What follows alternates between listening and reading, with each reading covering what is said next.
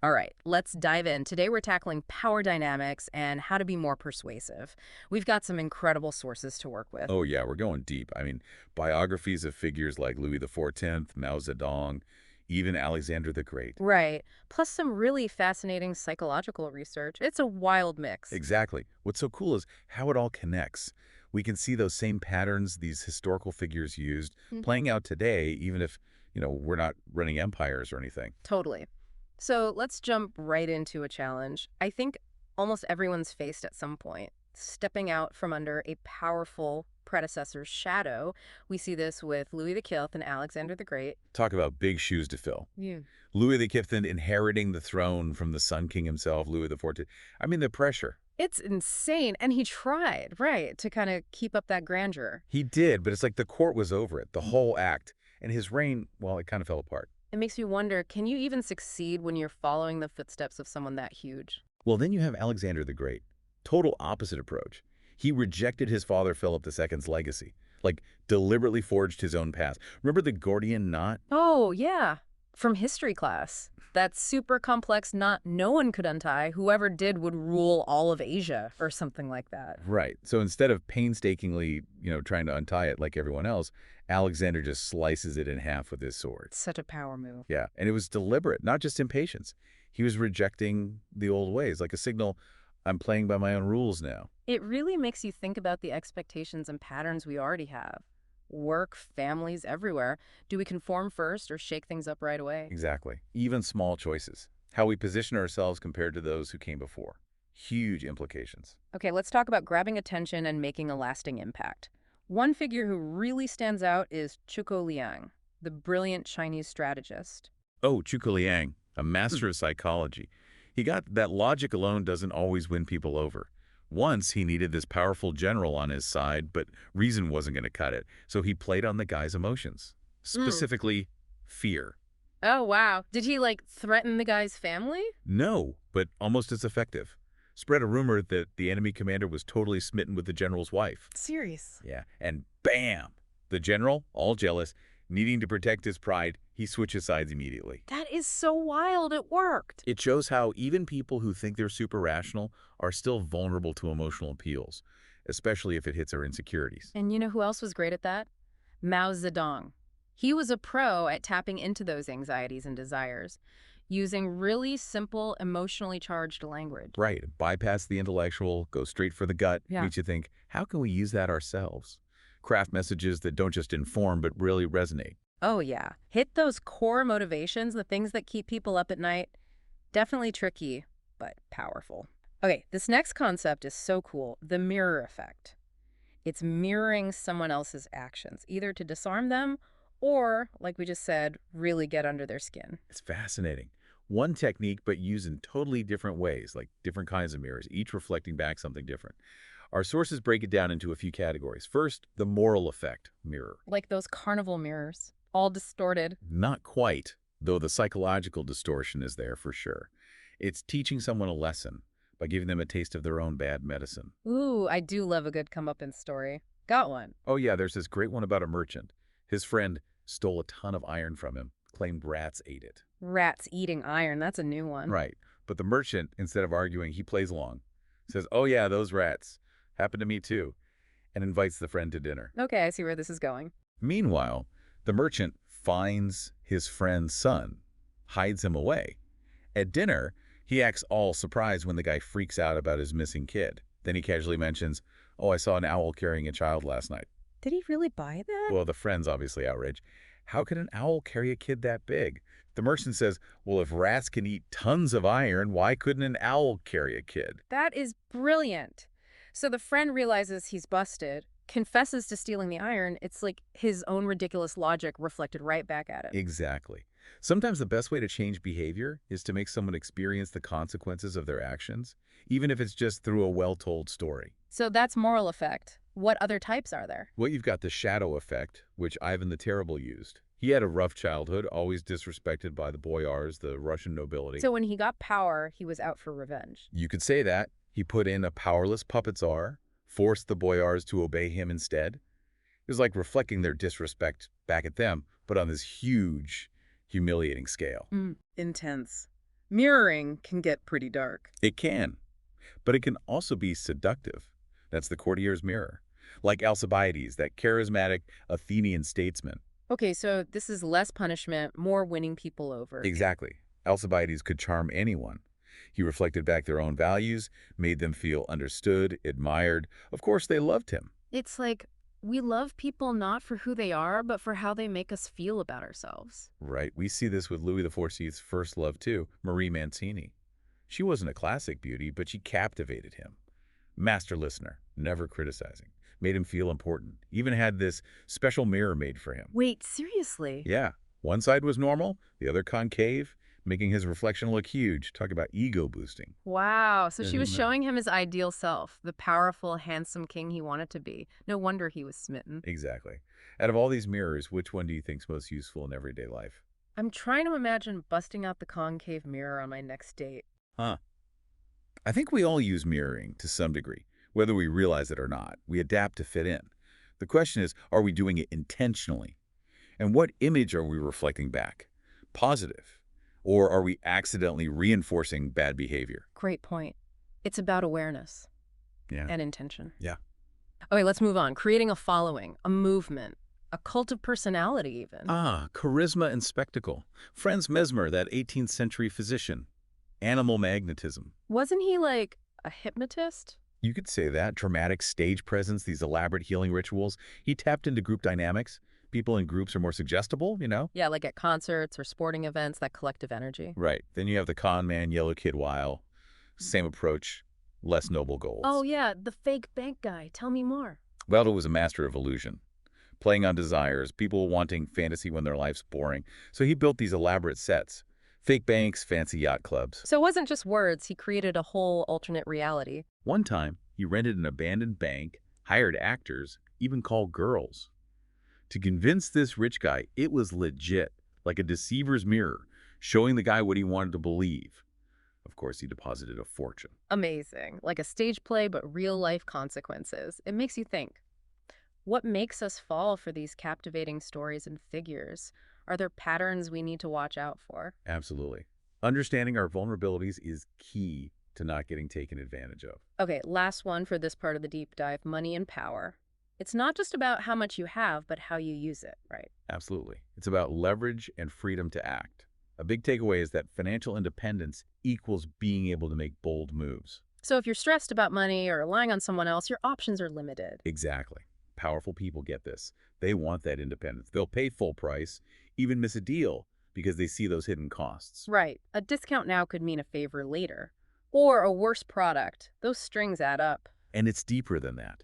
It's the mindset financial independence creates. Like feeling secure, in control, so you can take risks, make big decisions. You got it. Now, our sources also talk about strategic generosity. Like Louis XIV, paying attention even to those in lower positions, building loyalty. Exactly. Well-timed generosity is powerful. Casanova did this too. Tons of gifts for his lovers. Knew how to make a statement, but it's not random, right? Nope. It's, I have the means to give this freely, and I choose you. It's a power move and builds connection. Our sources also warn about seeming cheap, though. Yeah, like King Louis Philippe of France, the banker king.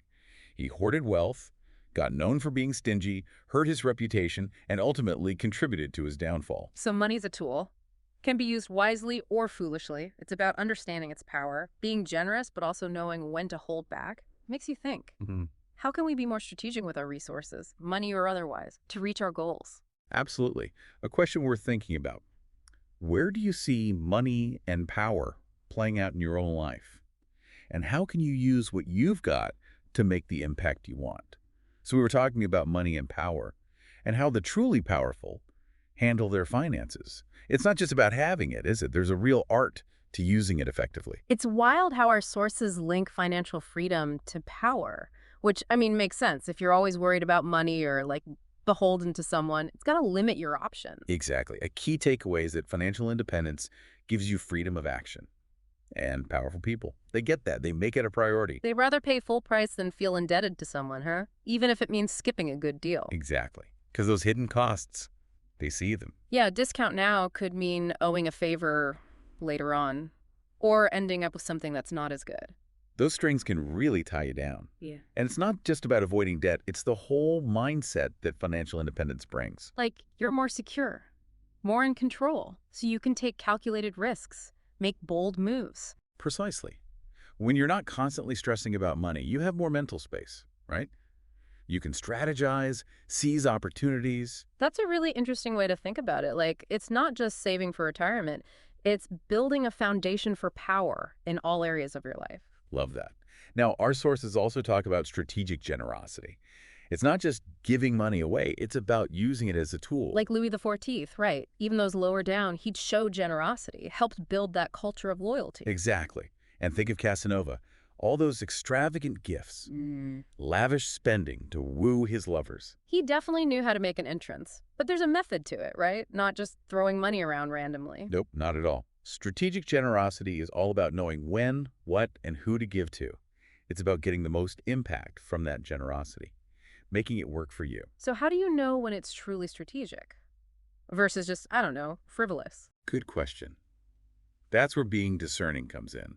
It's about really understanding the motivations and intentions behind the gift, yours and the recipient's.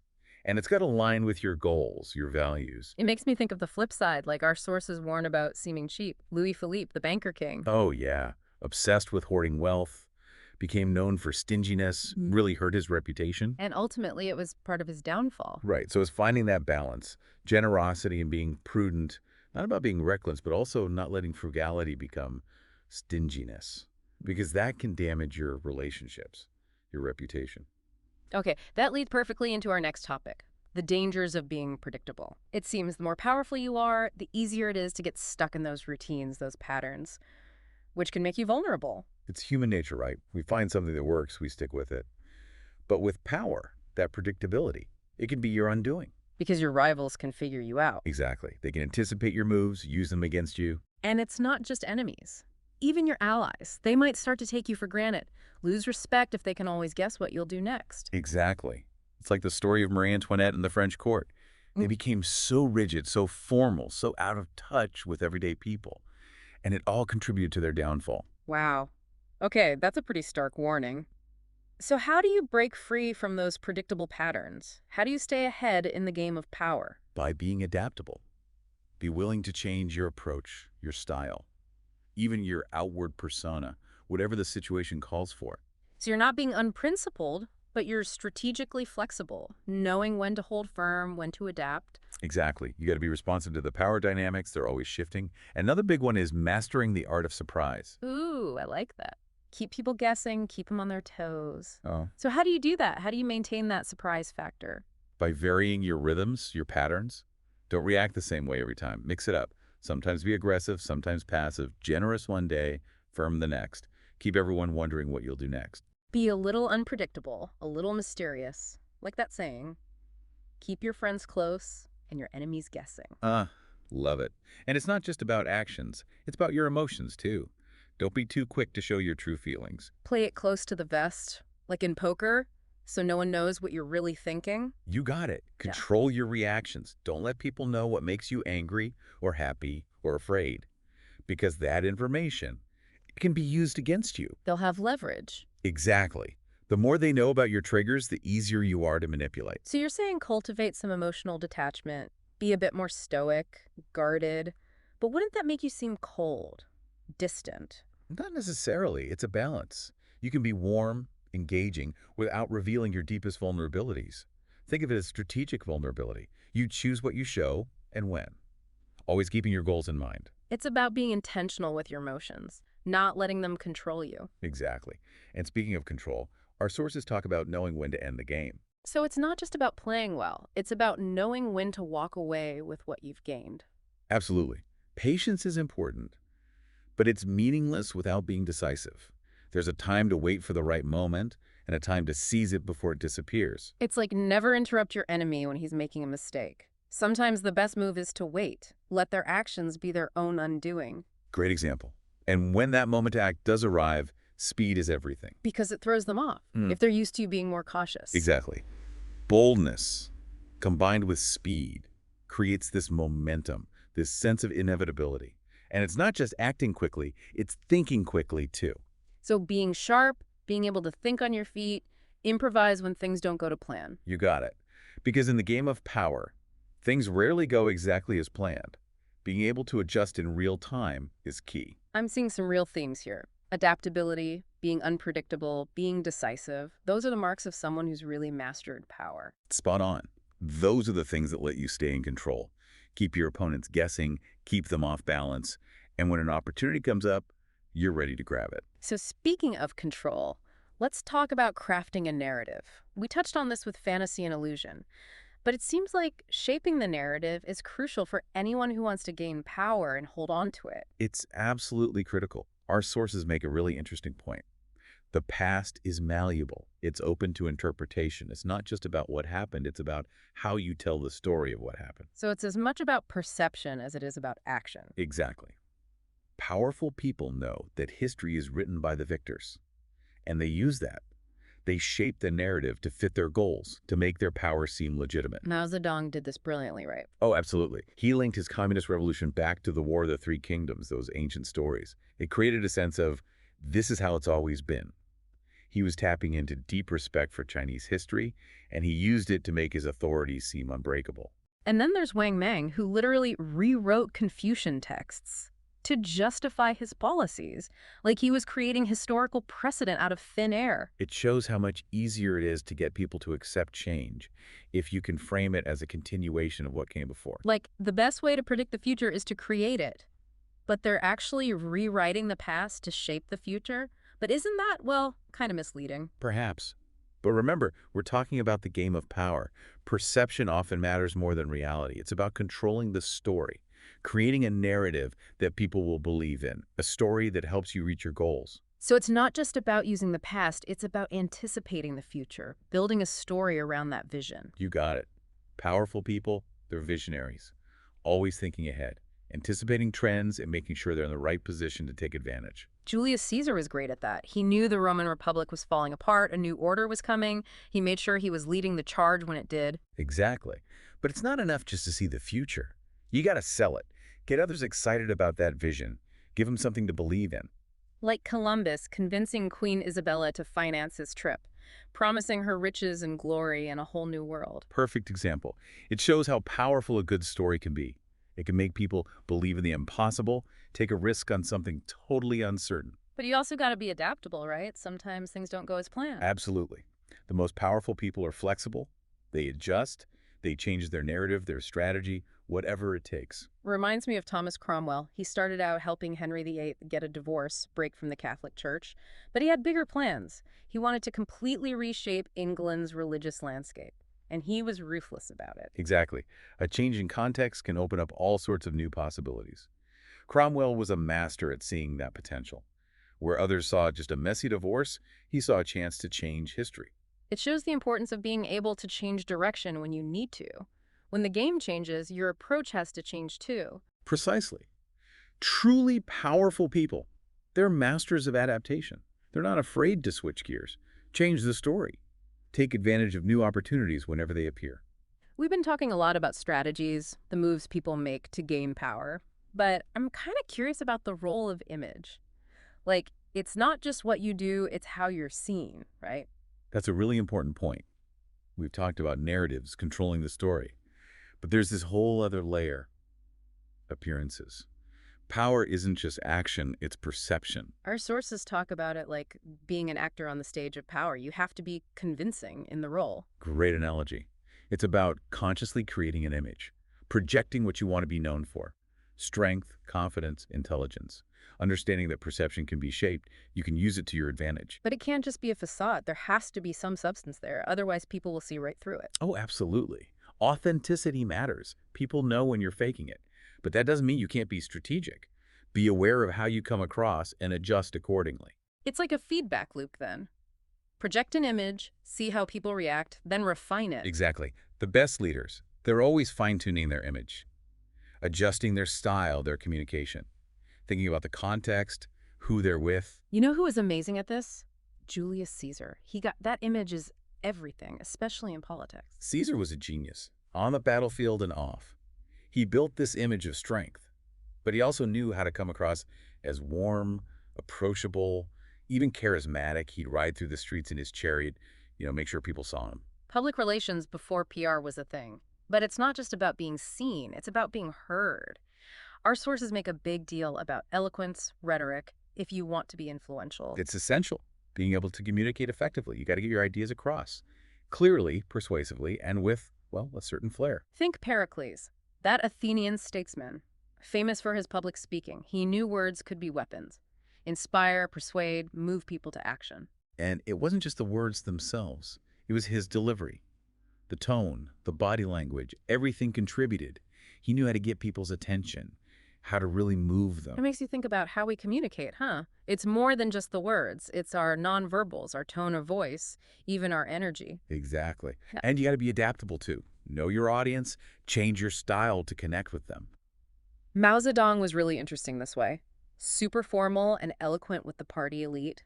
But when he talked to peasants, way more down to earth, like one of them. He understood the importance of speaking their language, connecting on an emotional level.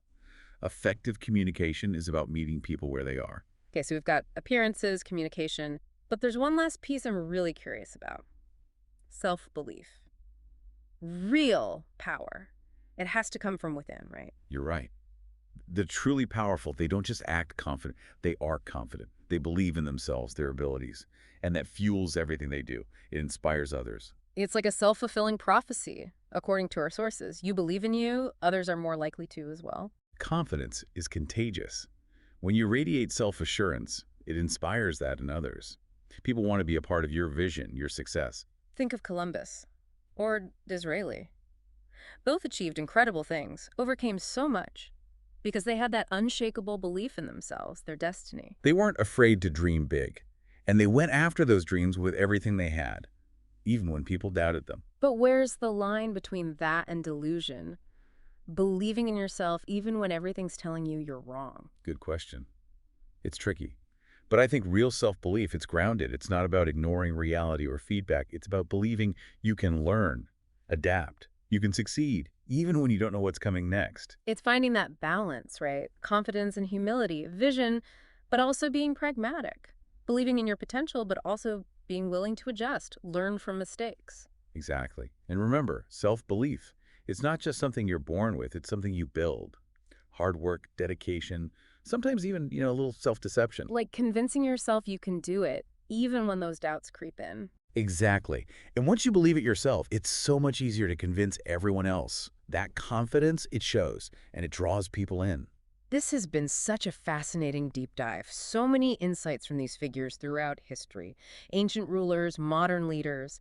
And I feel like we've only just scratched the surface. These principles, they're timeless. Leading an army, running a company, even just navigating your own life, understanding power dynamics is so valuable. But we gotta remember, power's a double-edged sword. It can be tempting, corrupting, can lead to isolation, paranoia, even cruelty. So approach it carefully, with awareness, with intention. It's a tool that can be used for good or bad. The choice is ours. So the question for our listeners is, how will you use your power? What kind of mark do you want to leave on the world? If the past can be reshaped, reinterpreted, what story of power will you choose for yourself? That's something to think about. Thanks for joining us on this deep dive into power dynamics and persuasion. We hope you found it insightful, maybe even discovered a little more of your own potential to make a difference. Until next time, keep learning, keep questioning, and keep pushing to become the most powerful, most impactful version of yourself.